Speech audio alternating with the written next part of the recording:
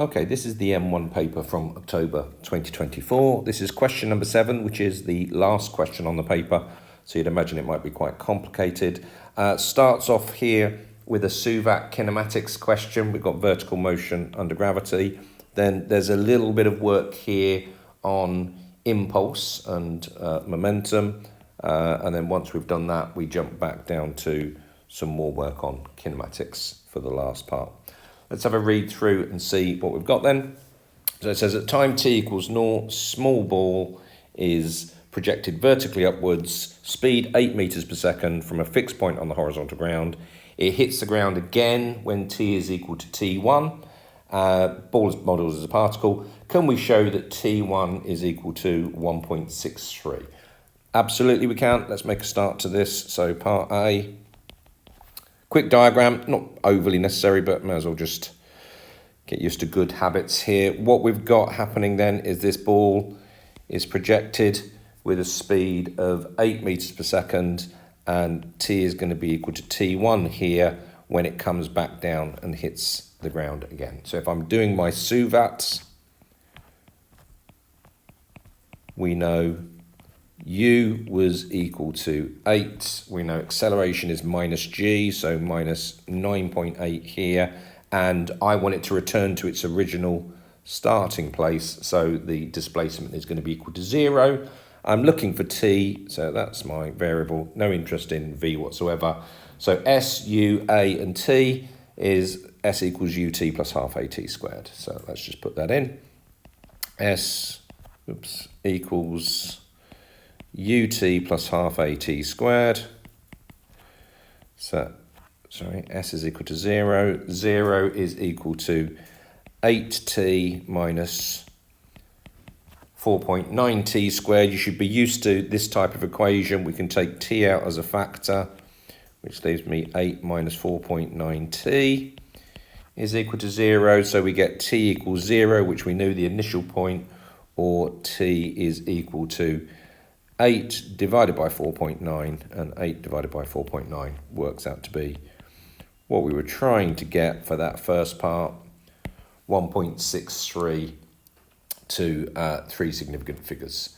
So then it says for part B, after the impact with the ground, it rebounds to a height of 2 meters, mass is equal to 0.1 kilograms. Can we work out the magnitude of the impulse received by A? Yeah, well, impulse is going to be mv minus u. What that means is I need to know the start part of this journey. So let's have a look at this. So what we're saying is, after the first impact, we now know that that raises up to a height of 2 meters. So if I do a SUVAT for that, what I can do, when I do my SUVAT for that one, I know that S is equal to 2. We know that A is minus 9.8. And at this maximum height here, we know that V is equal to 0. And what I'm interested in doing is working out what U is. I want to know what speed did it come off with after that first bounce. Reminder, it's had one bounce already and then has come to that. So, yeah, not interested in T. That I've got S, U, V, and A. So that's going to be V squared equals U squared plus 2AS. So putting that information in is going to be 0 squared is U squared minus 2 lots of 9.8 lots of 2, which means that U squared works out to be equal to 4g if we want to leave it in terms of g, but u works out to be square root of that, which is 6.26. I'm going to put 0.99. That's as far as I went with my decimal places. But then when I'm thinking about my impulse, what I've got, my impulse then is simply going to be m v minus u, and just be careful about what we've got here. So if we just imagine the situation, we had that it's went in with a speed of just getting the directions right. I'm going to say that way is positive. So it went in with a speed of 8, and it came out with a speed of 6.26. So that's my scenario. I've got to decide on which way I'm going to take as being positive. So if I take downwards as being positive in this one, the magnitude of my impulse is going to be 0.1, and then it's going to be 8 minus 6.26. The key with this is that if they're in the opposite directions, as long as one of them is positive and one of them is negative, you'll still get the same correct value for your impulse. I make that 1.43 newtons for my impulse, Newton second, sorry, for my impulse there. And then part C, right, part C is quite complicated. Let's just go back and have a look at that. What do we say? So it says we've got basically that A was thrown off. B is a second ball which is thrown upwards with a speed of 5 this time, but it's thrown 1 second later. So it's thrown after A has already been travelling for 1 second. And then it says when they're the same height above the ground, can you find what that T2 is going to be? So we've got sort of this situation that A went up, and then if that was A, and then 1 second later B goes up, and at some point here, that's a possibility for what my diagram might be. We've got that the two are at the same height. I don't need the diagram necessarily, but what I do need to do is to tell the examiner if they are at the same height. If they are at the same height, then displacement will be equal. S will be equal. Displacement will be the same. Will be, what's happened to my handwriting, the same. So what I can do is I can take ball A and work out SUVAT for ball A. I'm going to get S, but I'm just going to get it in terms of T, okay? So what we're going to do is we're going to say S will be equal to S. That's obviously going to be my standard part. That one was thrown off with a speed of 8. Not interested in V. The acceleration is minus 9.8 or minus G here. And T is going to be my T2, the time that I'm looking for. So be careful now. This is the bit that we'll do the comparison here. For ball B, S, U, V, A, and T, we're going to hopefully have the same S here. This one's only thrown up with 3. Again, not interested in this one. That's the same at minus G here, but it's this T now. Just imagine, well, let me put it in first and then I'll explain what's going on. If A has been travelling for 3 seconds, how long will B have been travelling for? Well, it started off a second later, so it'll be travelling for 2 seconds. So if A had been travelling for 5 seconds, this would have been travelling for 4 seconds. And generally, if that one's travelling at T2, this one's going to be T2 minus 1. Now, it's absolutely vital that we have T2 as my variable in both of those. So it's the same variable. So what I can now do is get S equals UT plus half AT squared for A, S equals UT plus half AT squared for B, and then I can just put them equal to each other. Okay, so I'm actually, don't often do this, but I'm going to do these side by sides just so you can see what's going on here. So if we said S equals UT plus half AT squared,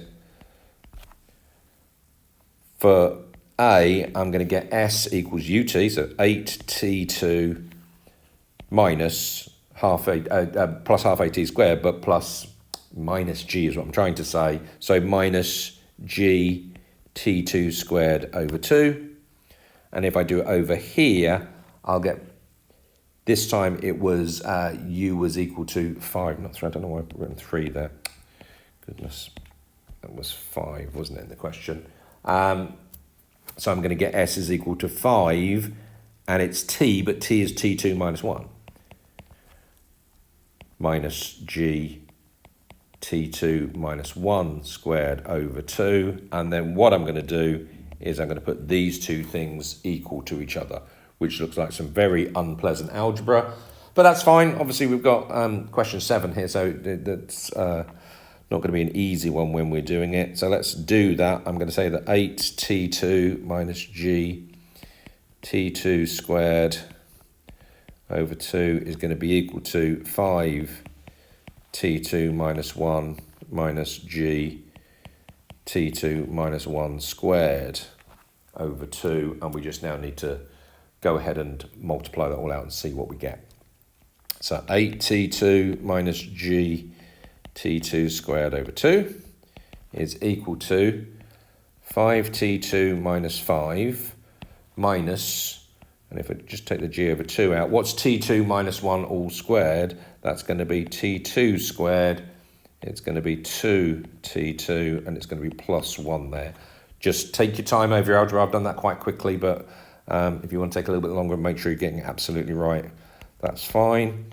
So I'm going to get GT2 squared over 2, 5T2 minus 5, and then this is really nice that this works out, T2 squared. Tidy up the other bits. What's that going to give me? GT2 minus G over 2. But it's these two bits here that I'm interested in. They're the same as each other, so they're going to cancel out. So suddenly my algebra gets so much easier at that point there. Let's just get all the T2s together. So I've got, let's have a look. What have we got? We've got, that should be T2 there, Mr. Peters. Come on, let's keep focusing while we're doing it. So we're going to have 8T2 minus 5T2. And we're going to have minus G T2 is all equal to minus 5 minus G over 2 there. So if I took T2 out as a factor here, I've actually just got 3 minus G there is equal to minus 5 minus G over 2.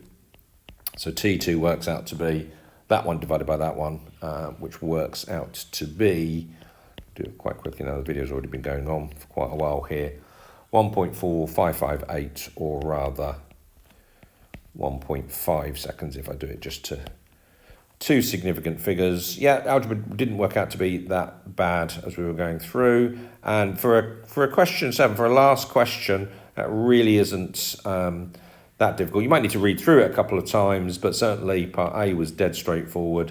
Part B, just make sure you take a little bit of time over that, and part C, look at the algebra. Hopefully that all makes sense to everybody.